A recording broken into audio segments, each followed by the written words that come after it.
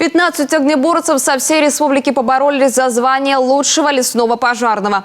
На региональном этапе соревнования встретились представители Сыктывкара и Троицко-Печорского, Ударского, Усть-Куломского и Княжпогосского районов. Победители отправятся прямиком в Москву.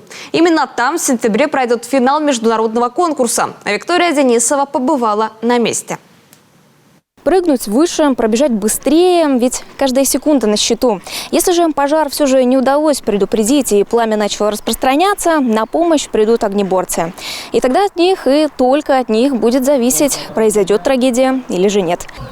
3, 2, старт! 128 раз прыгнул с парашютом, 46 раз спускался с вертолета. Василий Рассыхаев посвятил борьбе с пожарами 8 лет. За это время лично участвовал в тушении 50 возгораний. Сегодня самое время показать, что умеет. Хоть препятствия и не настоящие, легче дистанции от этого не становится.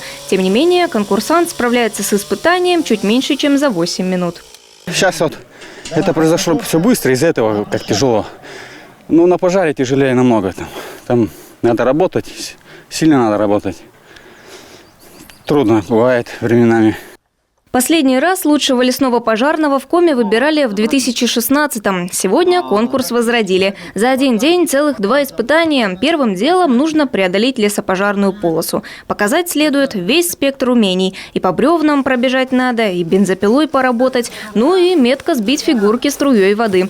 Главное, не только ошибок не допустить, но и за временем уследить. Чем быстрее выполнишь, тем лучше. В качестве штрафа дополнительные секунды к результату. Второй этап – это бег по пересеченной местности. Это отдельное. Здесь вот показана отдельно подготовлена площадка. Сначала нужно быстро отжаться 30 раз. После этого сразу же встать и пробежать 150 метров максимально быстро. После окончания нужно запрыгнуть на турник, подтянуться 8-10 раз. После этого взять рюкзак 35 килограмм, еще пробежать 250 метров. В Коми с начала сезона уже произошло 26 лесных пожаров. Это в 4 раза больше, чем в прошлом году. Причины возгораний не меняются. Где сухие грозы свою роль сыграли, а где людская небрежность. Но, как показывают результаты, со стихией справляемся. На сегодня все очаги ликвидированы. Готовность у нас на высоком уровне, то есть, как мы видим, погода у нас в этом году выше средних значений традиционных, но мы пока справляемся, в отличие от Урала, Сибири, где пожары сейчас на сегодняшний день активно у нас горят. У нас, как вы видите, несмотря на то, что их было уже 26, площадь довольно небольшая, всего 70 гектаров. Пока настоящей тревоги нет, можно и посоревноваться друг с другом. Из 15 участников конкурса лучшими становятся 3. Это конкурсанты из Сыктывкара и Троицко-Печорска. Именно они и будут защищать честь республики в Москве. Международный этап стартует 7 сентября, а имя лучшего из лучших станет известно 11-го.